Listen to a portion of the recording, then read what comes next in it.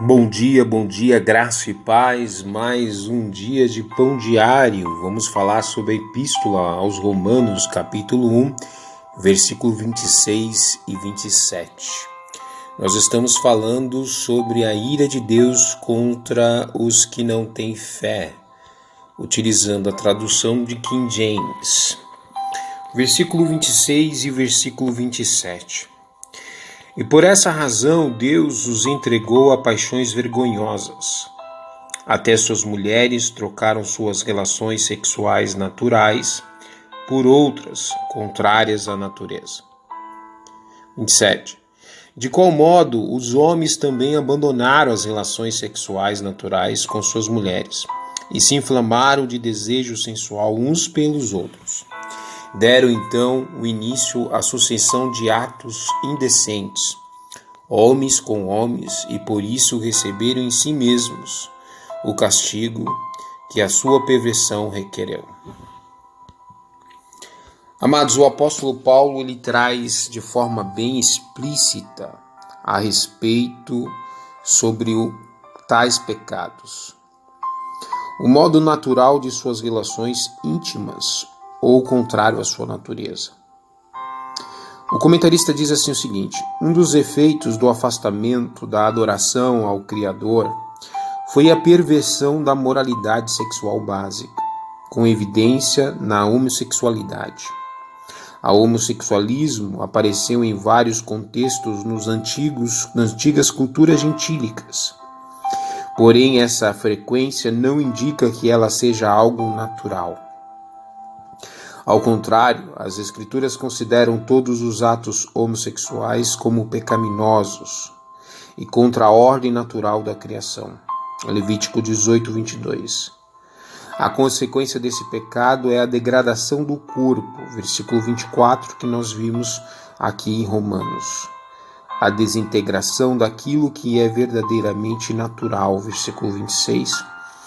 A escravidão e as paixões incontroláveis, citamos agora no versículo 27.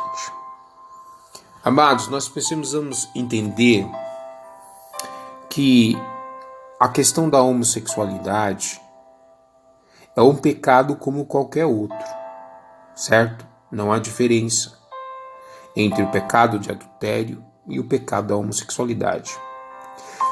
Paulo traz aqui esta informação enfática, mostrando então para Romanos, lá para Roma, que este padrão de prática é uma prática gentílica, e como nós estamos tratando que esta prática não é uma prática que viria pelo povo de Deus, pois haviam proibições nos livros de Moisés a respeito desta prática. Então, desde quando foi constituído a lei de Moisés, Deus então proibiu esta prática, como outras práticas, como incesto, como considerado como um pecado também, que é a relação entre parentes.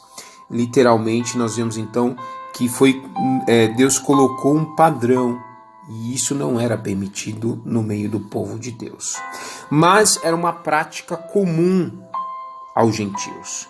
E Paulo estava aqui se tratando de uma igreja com 50% judeus e 50% gentílicos, ou seja, pessoas de todo tipo de natureza.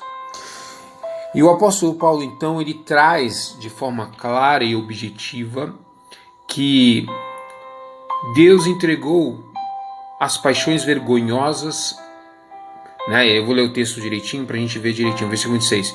E por essa razão Deus os entregou a paixões vergonhosas. Veja que Deus não interfere. Até suas mulheres trocaram as suas relações sexuais naturais por outras contrárias à natureza. Então veja, quando a Bíblia trata na questão da sua natureza natural, pois o ato sexual dentro da Bíblia, ele é com o objetivo não só de um habitar no outro, de ter a união ali como família, mas a ideia é a perpetuação da humanidade. Quando então nós fugimos do padrão de Deus, nós então impedimos que a humanidade se se desenvolva ou cresça, pois o pecado da homossexualidade, ela é uma afronta contra a criação de Deus. Ou seja, quando ele é praticado, literalmente, então, a humanidade pode ser extinta, literalmente, pois ela foge do padrão daquilo que literalmente Deus havia criado. Ou seja, quando se fala na questão natural, é a questão, então, da relação sexual entre um homem e uma mulher, com o objetivo de perpetuação da humanidade. Fazer a relação sexual apenas no sentido de prazer. E aí você viu que os homens começaram a se corromper porque começaram a utilizar as mulheres das suas relações sexuais naturais contrária à sua natureza. Ou seja, começaram então a fazer práticas fora daquilo que foi estabelecido por Deus. Mas os gentios, eles viviam numa questão de idolatria, de paganismo. Eles não tinham conhecimento a respeito nesse sentido, que o padrão divino de Deus é o natural. E o inatural, ou seja, a prática da homossexualidade, é proibido pela palavra de Deus. Lembrando, amados, que a gente precisa entender que dentro da palavra de Deus, a Bíblia condena o pecado de homossexualidade. Deus não condena literalmente aquele que se arrependeu do seu pecado. Então, qual é a diferença de um homossexual para aquele que cometeu o adultério, ou aquele que traiu a sua esposa ou traiu o seu marido? Nenhum. Porque o pecado da homossexualidade é o mesmo pecado. Os dois, ambos são pecados. E eles literalmente são condenados por Deus. Então, diante disso, nós vemos aqui que Paulo está explicando da onde então surgiram essa possibilidade. Que o homem acabou praticando o homossexualismo, né? A palavra homo são iguais, né? E sexualismo, sexo. Então, sexo com as pessoas da mesma sexualidade. Por isso que a gente fala de heterossexual, são pessoas que têm a sexualidade diferente, né? Então, utilizando das mulheres, evitando a sua forma natural, no sentido de perpetuação da humanidade, começaram então a se inflamarem entre si, homens com homens, sentindo então o desejo de ter relações sexuais. E isto, literalmente, Deus abomina como qualquer outro pecado. Por isso que ele pôs aqui no versículo 27, ele diz: de igual modo, os homens também abandonaram as relações sexuais naturais, ou seja, deixaram de ter suas relações para a procriação, no sentido com suas mulheres, e se inflamaram de desejo sensual uns pelos outros, e deram então início à sucessão de atos indecentes. Veja que essa perversão de sexualidade trouxe em si inúmeros atos indecentes, inúmeros outros consequências, deturpações sexuais, homens com homens, e por isso receberam em si mesmo o castigo que a sua perversão requereu. Então veja, é claro que diante de uma sociedade secular, tentarão literalmente, sociedade que não está provida dentro dos padrões divinos, irão literalmente proteger de forma legal, né, pessoas que possam ter esta prática. Mas qual é o papel da igreja? O papel da igreja é amar estas pessoas. Podemos pregar contra o pecado, mas precisamos também anunciar Cristo, que Cristo pode literalmente libertar do pecado, assim como pode libertar o adúltero, o ladrão, a qualquer outro pecado que possa surgir dentro da palavra de Deus, que possa ser elencado aqui. Cristo morreu na cruz por todos os pecados. Então, ainda que a Bíblia comente aqui nesse aspecto a respeito da homossexualidade e que Deus os entregou a tal paixão, lembrando que esta prática está associada também à idolatria, tá?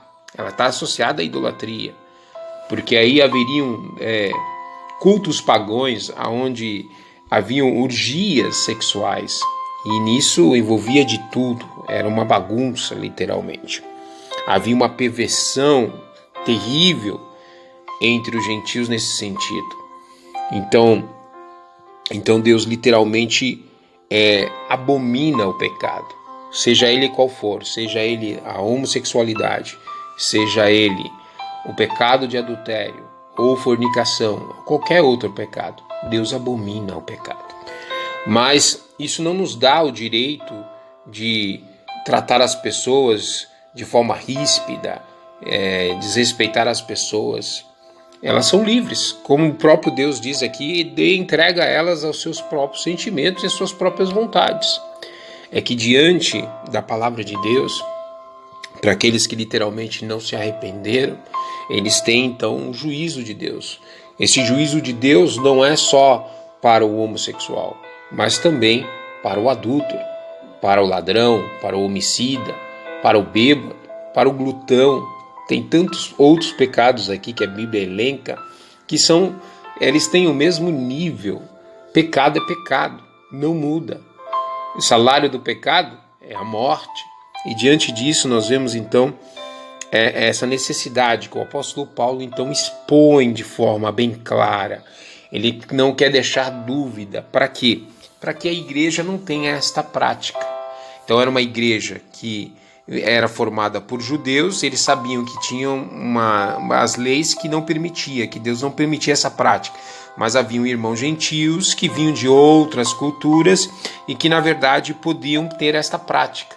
E que literalmente assim, Paulo está explicando, não pode, porque Deus condena esta prática.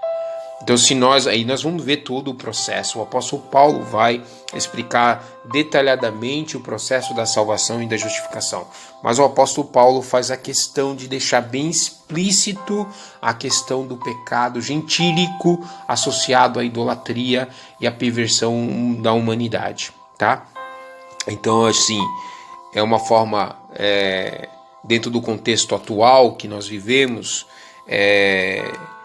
para algumas pessoas consideram talvez esse texto homofóbico, né? Ou seja, uma forma discriminadora aos homossexuais, mas na verdade não, é mostrando de forma teológica aquilo que Deus criou e por ele ser o criador de todas as coisas, ele tem a prerrogativa de definir o padrão. Por isso que tudo que nós entendemos de lei, no sentido de física, de química, existe lei. Se toda lei fosse quebrada, o ecossistema entra em colapso. Se a forma natural de tudo que foi criado, ele na verdade, alterado, isso traz consequências. Toda ação gera uma reação. Então, se nós temos um padrão divino para a família, para a perpetuação da humanidade, e isso é deturpado pelo pecado, tá? Isso é deturpado pelo pecado, isso vai trazer consequências futuramente para a sociedade. Vai trazer consequências para a humanidade.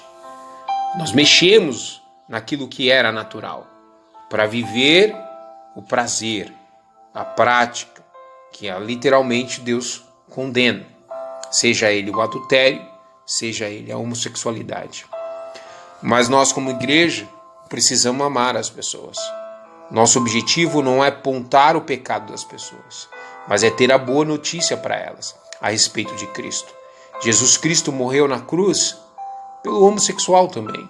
Morreu pelo adúltero, morreu pelo homicida, morreu por aquele que não faz nada de ruim, mas é pecador. Mas ele também expiou os seus pecados. Então, nós não temos a posição no sentido de julgar. Eu não tenho que julgar ninguém. Quem julga é Cristo Jesus. A própria palavra já está literalmente julgando e condenando. A todos pecaram e destituídos estão da glória de Deus. Dependem da graça. Então, seja ele um adúltero, seja ele um homossexual, seja ele um heterossexual, precisam se arrepender dos seus pecados. Precisam conhecer a Cristo. Precisam entender que a prática do pecado ela é nociva, não só para a humanidade, mas para si mesmo. Por isso que nós temos a necessidade de pregar o Evangelho. E qual é o Evangelho? O Evangelho que o apóstolo Paulo iniciou esta carta dizendo sobre Cristo. É Ele, Cristo Jesus, que expiou os nossos pecados. Então é Ele que devemos apresentar para o homossexual, para o adúltero, para o homicida, para qualquer outro que na verdade é humano e que é pecador e que precisa de se arrepender dos seus pecados. Que Deus nos abençoe nesta manhã. Vamos orar e agradecer a Deus. Senhor, nós te agradecemos pela Tua palavra. Eu quero pedir a Tua graça e a Tua misericórdia para tantos que vão ouvir esta palavra. Talvez em seu coração possa achar que não há perdão para os seus pecados. Mas eu sei, Senhor, que aqueles que o Senhor chamou, aqueles que o Senhor elegeu, a Tua palavra diz que também vai justificar, vai regenerar, vai santificar. Senhor, eu creio nas promessas, na Tua palavra, que não há pecado, não há nada que é impossível para Ti no sentido de resgatar aquele que é Teu. Por isso, Senhor, seja ele homossexual ou ela, ou heterossexual, não importa o sentido que a sua prática que está vivendo, mas que possa ouvir a palavra e se arrepender dos seus pecados, e deixar o seu pecado, e viver o padrão divino. Porque, como diz Romanos 12, o padrão divino, que é a transformação da nossa mente, é bom, agradável e perfeita a vontade de Deus. Que a humanidade, nem todos poderão experimentar, entender, compreender o amor de Deus, a necessidade do padrão. Porque quando a lei, ela literalmente ela é quebrada, todo um sistema entra em colapso. Cristo cumpriu a lei. Ele é o Adão perfeito. E aquele que está em Cristo Jesus, ainda que esteja debaixo do pecado, mas vai ser regenerado, transformado, vai se arrepender e vai conhecer o amor de Deus. E por isso poderá literalmente ser isento da ira de Deus. Por isso, Senhor, eu te apresento a todos que ouvirem esta palavra, que talvez em seu coração acham que são incapazes, estão condenados, que não merecem estar na presença de Deus. Eu digo a todos, em nome de Jesus, ninguém merece. Mas Deus Emanuel, habitou entre nós e literalmente trouxe uma palavra de esperança, uma boa notícia, para que aqueles que estão em Cristo Jesus, que creem no sacrifício de Cristo no Calvário, poderão ter os seus pecados expiados, retirados, tirado a condenação sobre si, através de Cristo Jesus. Senhor, que nesta manhã, que Teu Espírito Santo venha se revelar a estas pessoas, aqueles que foram chamados, aqueles que foram eleitos por Ti. É o que eu te peço, em nome de Jesus. Amém.